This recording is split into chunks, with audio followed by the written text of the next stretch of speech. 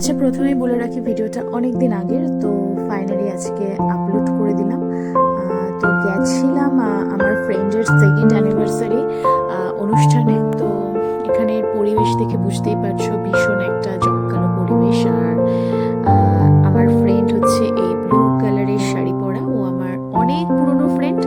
তো আমাকে বলেছিল, তো আমি নিশ্চয়ই যেতাম, আর চলেও গেছিলাম। তো এখানে তো পরিবেশটাই টোটালি গিয়ে দেখলাম অন্যরকম। এখানে বেশ নাচানাচি শুরু হয়ে গেছিলো, আর আমার হাজব্যান্ডও এখানে জয়েন করে নিয়েছিল। তো খুব মানে ভালোভাবে একটা ডান্সের কম্পিটিশন চলছিল, সবাই মিলে ডান্স করছিল। তো এর জন্য খুব বেশি আমি ক্লিপ নিতে পারিনি, মানে বেশিরভাগ ক্লিপই এখানে মানে ডান্সের। তো খুব এনজয় করছিলাম আমরা সেদিনকে, আমরা খুব ভালো মতো এনজয় করেছি। আর খুব হাসাহাসি গল্প আর কি, মানে যেটা হয় আর কি। আর ও তো আমার খুব পুরনো, মানে অনেক পুরনো ফ্রেন্ড, তো আমাদের একটা আলাদাই বন্ডিং আছে।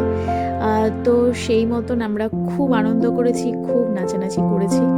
তো বেশ ভালোভাবে আমাদের ওই দুপুরটা মানে কেটেছিল। আর এখানে ওরও বাড়ির সব লোক ছিল, ওরও অন্য অনেক ফ্রেন্ড ছিল। তো সবাই মিলে বেশ পরিবেশটা মানে অন্যরকম হয়ে গেছিল। তো এই হাসি মজাতে আমাদের সময়গুলো বেশ ভালোভাবেই কেটে যাচ্ছিল। আর দেখে তো বুঝতেই পারছো, আর ও তো মানে নাচ করতে করতে মানে হাঁপিয়ে গেছে, তাও ও নাচ করে যাবে, মানে থামবে না, বলছে এই দিনটা পেয়েছি আর এই দিনটা আমি ছাড়বো না। তো আমরা তো হাঁপিয়ে যাচ্ছিলাম, কিন্তু ও হাঁপাচ্ছিল না, কন্টিনিউ নেচে যাচ্ছে।